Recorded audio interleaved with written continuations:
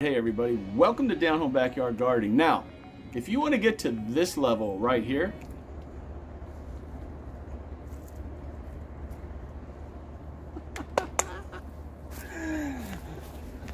okay, yeah, look at that. Look at that right there. That is what I've been expecting to see.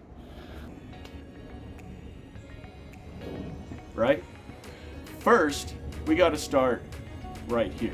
And what I mean by that is we are going to start our sweet potato slips today. So there's two methods to do this that I know of that work. And we're going to talk about both of them in this video. So, as always, let's grow.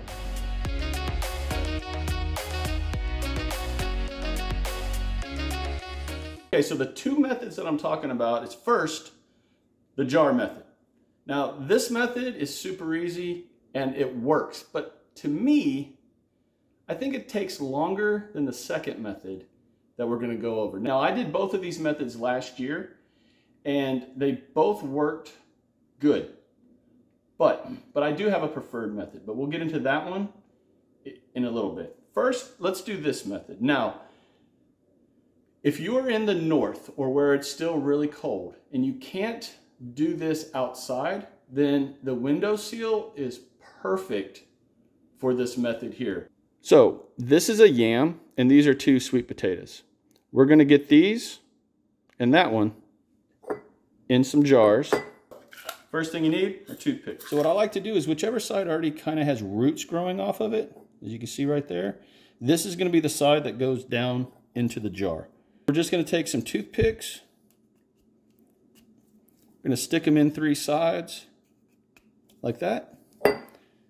Take your jar, make sure that it's down inside. Then we're going to fill it up with water. Okay, so I went ahead and filled up the jars with water. And what we're going to do is we're just going to sit them in a windowsill and let them do their thing. Now, I noticed last year this took about a week to 2 weeks before you started to see roots coming off of the sweet potatoes. Now, I've had one over in the windowsill for about a week. Now, this was a yam, so I don't know if yams and sweet potatoes grow differently, but nothing has grown on that yam yet. It's just been sitting there in the sun for, it gets about 4 to 5 hours of sunlight, direct sunlight in that windowsill. Once the roots start to grow, then the slips will start to come up. This does take time though. So if you are up in the north where it's still really cold, or if you're in a climate that is still cold to where you can't really sit these outside to do, then find a good windowsill and just wait. It will work, but it does take time. Now, one thing I like to do is experiment. Now, last year I did not put any of the jar sweet potatoes outside to start the slips. This year I want to. So we're gonna take this yam and this sweet potato and we're gonna put them outside right next to where I'm gonna grow the sweet potato slips in the pots in a different way. And I wanna see if the inside jar method works faster and better than the outside jar method. I have an idea of which one's going to grow quicker and better slips, but it's going to be a good experiment. And I'm kind of excited. So let's go to the next method, which to me is the better method. And I'm going to explain why in just a second.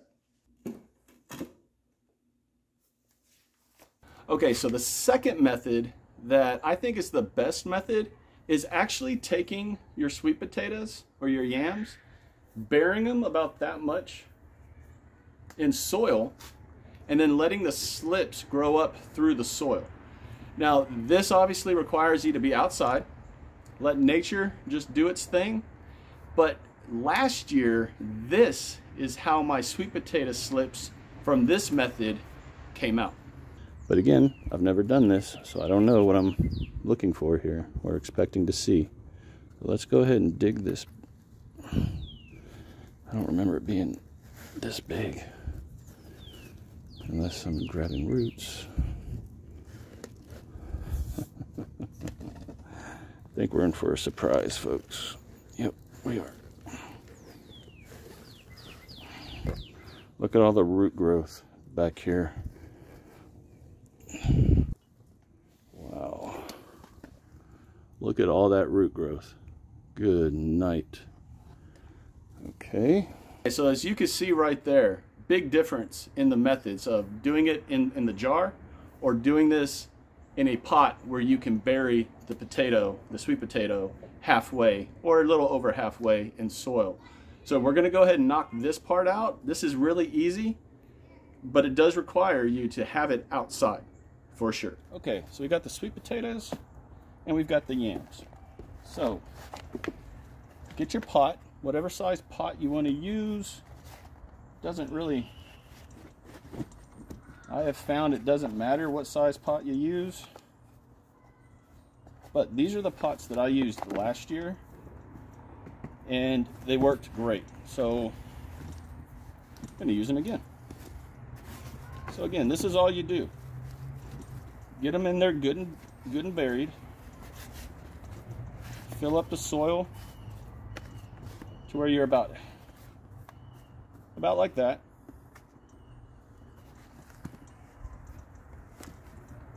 Now these already have some roots, so these are going to go down into the soil right there for these sweet potatoes, or for that sweet potato. And then same for this one here. We're going to do this exact same thing.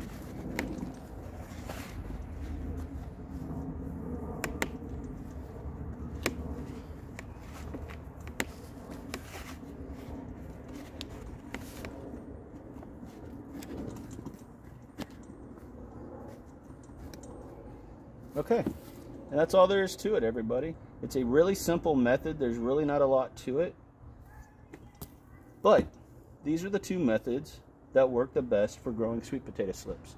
Okay, so that's it. The two methods are really simple. There's not a lot to it, but the thing with the sweet potato slip is you have to give them plenty of time to grow.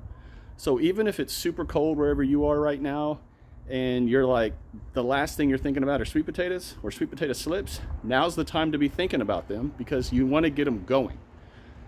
Once the sweet potato slips grow and they're ready to be transplanted, then you have another 4 to 5 months before the sweet potatoes are even grown or ready to harvest. So you really have to start looking at the calendar and backing everything up from the time that you want to harvest. So my goal is to get the sweet potato slips in the ground by the middle of May to the beginning of June. Right now we're in the beginning of April. So this is going to give me plenty of time to grow really good, strong sweet potato slips and then get them planted. So by the beginning of November, I should be able to be harvesting, get them cured, and then I can give them out to friends and family for Thanksgiving. So that's why I'm starting these so early.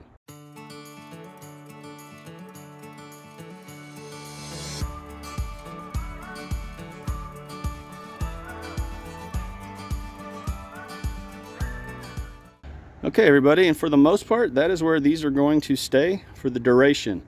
Sweet potatoes here, yams there, and then the two water method experiments right there. Okay, so drop a comment down below. Which one do you all think will grow the best slips?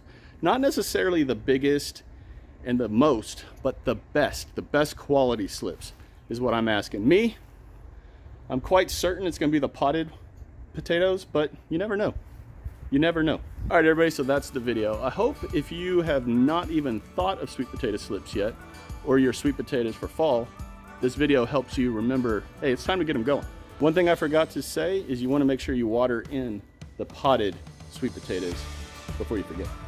All right, everyone, if y'all enjoyed this video, if you learned anything from it, if you know someone who might learn something from this video, please share the video, like the video, subscribe to the channel if you haven't done so already. I would absolutely appreciate you all joining us on this journey here on Down Home Backyard Gardening. Until next time, everyone, take care, God bless. Continue to shine bright and harvest hard, and I'll talk to you again real soon. Bye.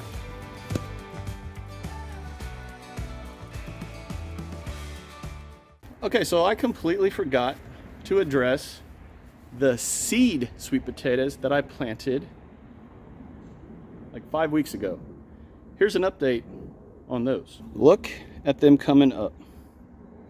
It took them forever to come up, but they are finally starting to come up. There's a brand new one right there.